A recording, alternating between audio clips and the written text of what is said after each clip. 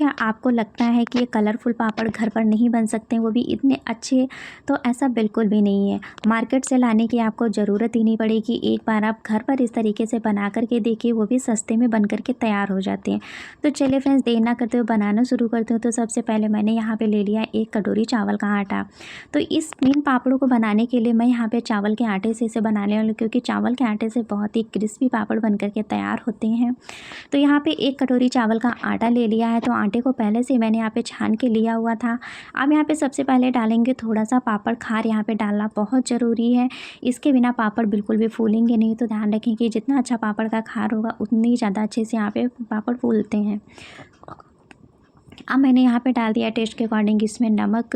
वैसे मैं अगर बताऊँ तो पापड़ खार जो मेरा था वो उतना अच्छा क्वालिटी का शायद नहीं था, या फिर वो थोड़ा सा हल्का सा नम था। तो ध्यान रखें कि जब भी आप लें पापड़ खार, तो ध्यान रखें कि बिल्कुल भी पापड़ खार जो होता है बिल्कुल नम नहीं होना चाहिए। बिल्कुल वैसे तो वो भी दिखने में वाइट वाइट सा दिखता है, तो ध्यान रखें अच्छी क्वालिटी का ही लें। तो यहाँ पर थोड़ा थोड़ा करके पानी यहाँ पर डालते जाना है और एकदम आटा इसका मुलायम लगा करके तैयार करना है। बहुत ज़्यादा हार्ड यहाँ पर नहीं लगाना है। जैसे चावल के आटा जो लगाते हैं नॉर्मल तरीके से रोटी बनाने के लिए, बस उससे थोड़ा सा मुलायम यहाँ पे लगाना है। तो यहाँ पे चावल के आटे को यहाँ पे एकदम मुलायम यहाँ पे लगा करके तैयार कर लिया। बिल्कुल रोटी के जैसे लगाना होता है। तो यहाँ पे अच्छे से इसको तैयार मसल के यहाँ पे इसको गूँथना है, जैसे कि गूँथते हैं चावल के आटे की रोटी बनाने के लिए। क्योंकि जो चावल का आटा होता है वो गूँथने के काफ़ी देर बाद तक कि ये एकदम कड़क रहता है। तो जितना अच्छा इसको सॉफ्ट बनाएंगे, उतनी ज़्यादा यहाँ पे पापड़ एकदम सॉफ्ट बन करके तैयार होंगे।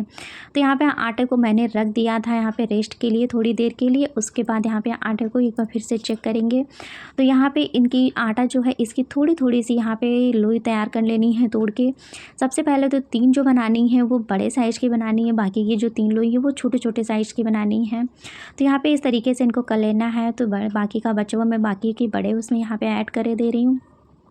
तो यहाँ पे इस तरीके से आटे को एकदम डिवाइड कर लेना है। 3 बड़े साइज़ की, 3 छोटे साइज़ की यहाँ पे डिवाइड कर लेनी है। तो यहाँ पे इस तरीके से मैंने इनको यहाँ पे डिवाइड कर लिया है। आप क्या करेंगे, यहाँ पे अपने मनपसंद के जो भी कोई फूड कलर आप डालना चाहते हो वो यहाँ पे आप ले सकते हैं। तो सबसे पहले मैंने यहाँ पे फूड कलर लिया हुआ है। इस तरीके से मैं इसको डाल ग्रीन कलर 1-2 लिया हुआ है। अब यहाँ पे एक फूड कलर मैं ले रही हूँ यहाँ पे ऑरेंज कलर।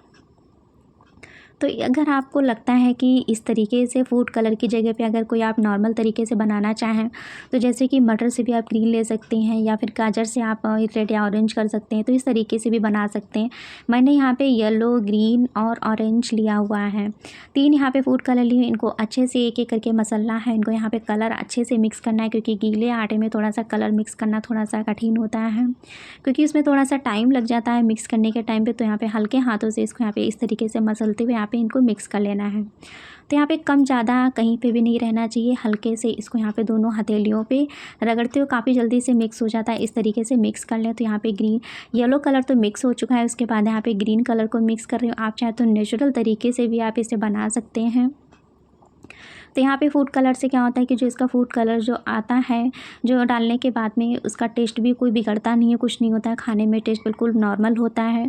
तो यहाँ पे बच्चों को थोड़ा सा कलरफुल चीज़ें ज़्यादा पसंद आती हैं, इसलिए मैं भी यूज़ करती हूँ। और अगर आप नहीं यूज़ करना चाहें तो आप बिल्कुल प्लेन तरीके से भी आप इसे बना सकते हैं। तो यहाँ पे अब इसकी ऑरेंज की बारी, ऑरेंज को भी यहाँ पे इसी तरीके से मिक्स कर देना है। तो ये वाले जो पापड़ होते हैं बिल्कुल मार्केट के जैसे बन करके तैयार होते हैं।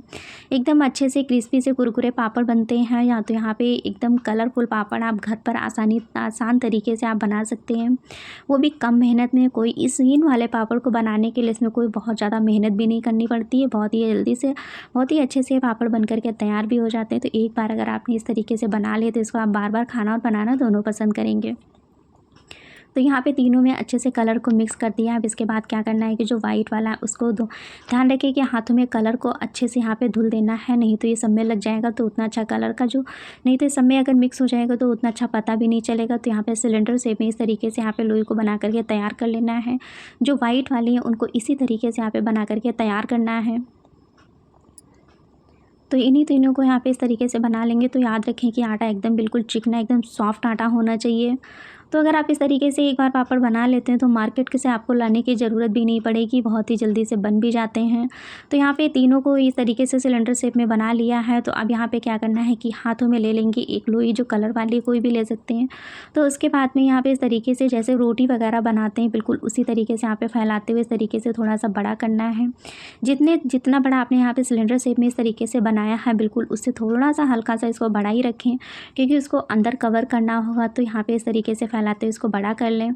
तो अगर आप इस तरीके से नहीं बना पाते हैं तो आप धीरे धीरे हाथों से या फिर चौकी पे रख करके उसको फैला के बना सकते हैं। तो इस तरीके से यहाँ पे इसको पैक कर देना है। जो बाकी का बचा हुआ है वो भी दबाते हुए इस तरीके से यहाँ पे इसको कवर करना है। तो वाइट वाला जो आटा है बिल्कुल भी दिखना नहीं चाहिए। इस तरीके से इसको यहाँ पे अच्छे से यहाँ पे इसको पैक करना है, काफ़ी अच्छे से इसको यहाँ पे पैक करना है। तो जितना अच्छे से आप इसको यहाँ पे पैक करेंगे उतनी ज़्यादा ये अच्छे भी लगते, देखने में भी हैं, बच्चों को भी बहुत ज़्यादा पसंद आएंगे। तो यहाँ पे इस तरीके से मैंने इसको पैक कर दिया है। तो एक तो यहाँ पे बन करके तैयार हो गया। बाकी के बचे हुए भी बिल्कुल सेम इसी तरीके से यहाँ पे बना करके तैयार करने हैं। तो नीचे वाला जो होता है थोड़ा सा किसी चपटे उस पर इस तरीके से लगा देंगे तो इससे क्या होगा कि बिल्कुल शेप में आ जाएगा, कटिंग के टाइम पे कोई दिक्कत नहीं आएगी। तीनों को मैंने यहाँ पे इस तरीके से बना करके तैयार कर लिया है। बिल्कुल यहाँ पे पीला वाला भी बिल्कुल इसी तरीके से बना लिया, बचा है ग्रीन वाला, उसको भी मैंने यहाँ पे इसको बना लिया है। तो बिल्कुल चिकने होने चाहिए। तो ध्यान रखिए कि जो आटे हैं बनाते समय कोई भी इसमें क्रैक्स वगैरह नहीं आना चाहिए, नहीं तो क्या होता है वहीं से ये खुलने लगते हैं। तो यहाँ पे तीनों इस तरीके से बना कर रख देंगे। उसके बाद बढ़ते हैं गैस की तरफ। गैस पे रख देंगे कढ़ाई, उसी में यहाँ पे पानी डाल देंगे। पानी इतना ऐड करना है कि जितने से ये तीनों अच्छे से ढक जाने चाहिए। अब यहाँ पे पानी को ढक करके छोड़ देना है। ढक के पानी गर्म करने से बहुत ही जल्दी से पानी गर्म भी हो जाता है। तो यहाँ पे पानी अच्छे से गर्म हो चुका है। अब इसी में एक एक करके यहाँ पे डालना है कि एक साथ में आप तीनों डाल सकते हैं। ऐसा नहीं है कि आपस का कलर इसमें लग जाएगा, ऐसा बिल्कुल भी नहीं होता है। तो तीनों को यहाँ पे इस तरीके से डाल देना है। तो बिल्कुल भी कलर वगैरह इसमें कोई एक दूसरे में नहीं मिक्स होता है। लेकिन ध्यान रखें कि इनको जब आप निकालेंगे तो थोड़ा सावधानी के साथ में ही निकालें, क्योंकि इनको ज़रा सा भी अगर टच करेंगे तो ये वहीं से कटने लगते हैं। तो यहाँ पे ढक करके इसको छोड़ देंगे पकने के लिए। करीब इसमें टाइम लग जाएगा 20 से 25 मिनट का। 20 से 25 मिनट इसको लो फ्लेम पे करके या फिर मीडियम फ्लेम पे, आप अगर पानी ज़्यादा है तो मीडियम फ्लेम पे करके इनको पकने दें। तो एक बार बीच में चेक किया था तो भी कच्चे से लग रहे थे, फिर से ढक दिया था। देखिए कितने अच्छे से यहाँ पे फूल के डबल हो जाते हैं और पक भी चुके हैं। तो अब मेन होता है यहाँ पे निकालने का काम, क्योंकि निकालने के टाइम पे थोड़ा सावधानी के साथ में इनको निकालना होता है। गैस को मैंने यहाँ पे बंद कर दिया है। पकते पकते कुछ ऊपर से इस तरीके से हो जाएंगे, जैसे कि आटा जो होता है पक जाता है, उसके बाद कुछ इस तरीके से लगने लगता है। तो यहाँ पे इस तरीके से इनको निकालने के टाइम पे थोड़ा सा सावधानी रखें। एक बार इस तरीके से हल्का सा करछी से निकालें। याद रखें कि दूसरे में टच नहीं होना चाहिए। मुझसे तो टच हो गया था, निकालने के टाइम पर लग गया था। तो देखा आपने कितनी जल्दी से ये कट जाते हैं। तो याद रखें कि थोड़ा सा हिलाते हुए ही इनको निकालना है। तो यहाँ पे इस तरीके से इनको निकाल लेंगे, इनको ठंडा होने के लिए रख देंगे। तो यहाँ पे तो सबसे पहले तो मैंने इसको थोड़ी देर के लिए बाहर ही रखा हुआ, तो उसके बाद इसको रख देंगे फ्रिज में ठंडा होने के लिए। तो फ्रिज में करीब मैंने यहाँ पे इसको आधे घंटे के लिए रखा था फ्रीजर में। काफ़ी अच्छे से जब ये ठंडे हो जाएंगे उसके बाद ही यहाँ पे इसकी कटिंग करनी होती है। तो चाहे तो आप इनको फाइल में लपेट के भी आप रख सकते हैं या फिर इस तरीके से भी रख सकते हैं। तो यहाँ पे इस तरीके से रख लेंगे। इसके बाद एक एक करके यहाँ पे इनको कट करना है। पतले पतले पीसेस यहाँ पे इसके कट करने होते हैं। जितने अच्छे पतले पतले पीसेस आप इसके कट कर पाएँ उतने अच्छे से कट करें, क्योंकि ये बहुत ही सावधानी के साथ ये काम करना होता है। लेकिन 2 कलर में जब ये पापड़ बन जाते हैं तो साथ ही देखने में भी अच्छे लगते हैं और खाने में भी काफ़ी ज़्यादा अच्छे लगते हैं। तो यहाँ पर देखिए ना, है ना मार्केट वाले, बिल्कुल मार्केट स्टाइल में ये पापड़ बन करके तैयार हो जाते हैं। तो यहाँ पे इस तरीके से इनकी कटिंग करनी होती है। बिल्कुल सेम इसी तरीके से पतले पतले पीस यहाँ पे कट करने हैं। तो सारे पीसेस को मैंने यहाँ पे तीनों को ही इस तरीके से कट कर लिया था। एक प्लेट में भी इस तरीके से सेट कर दिया है। आप चाहें तो उनको पंखे के नीचे भी इनको सुखा सकते हैं, लेकिन अगर आप धूप में सुखाएंगे तो ज़्यादा जल्दी से सूख जाएंगे। इसमें काफ़ी तेज़ धूप भी होती है, तो आप चाहें तो उनको धूप में भी डाल के सुखा सकते हैं, दोनों तरीके से सूख जाएंगे।